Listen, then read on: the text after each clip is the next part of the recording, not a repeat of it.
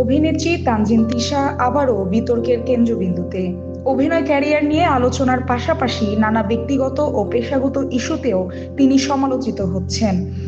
সম্প্রতি একটি online fashion brand তার বিরুদ্ধে প্রতারণার অভিযোগে মামলা করে। সেই ঘটনার মাঝেই এবার উঠে এসেছে আবারও গুরুতর অভিযোগ। বিদেশে একটি চলচ্চিত্রের অগ্রিম টাকা নিয়ে কাজ না করেই ফেরত না দেওয়ার অভিযোগ। কলকাতায় নির্মিতব্য ভালোবাসার মরশুম নামের সিনেমায় অভিনয়ের জন্য তিশাকে চুক্তিবদ্ধ করা হয়েছিল। সিনেমাটির প্রযোজক শরীফ খান দাবি করেন, তিশা মোটা অঙ্কের অগ্রিম নিলেও শেষ মুহূর্তে ভিসা সমস্যার কথা বলে কাজ ছেড়ে দেন।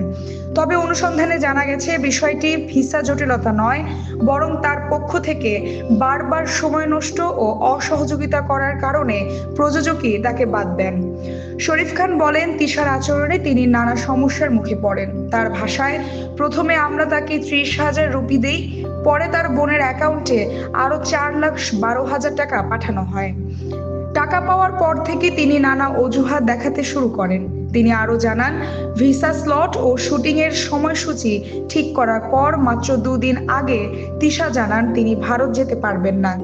প্রযোজকের দাবি, এত কষ্টে ভিসা স্লট নিশ্চিত করার পর অভিনেত্রীর এমন সিদ্ধান্ত তাদের জন্য বড় ধরনের ক্ষতির কারণ হয়েছে।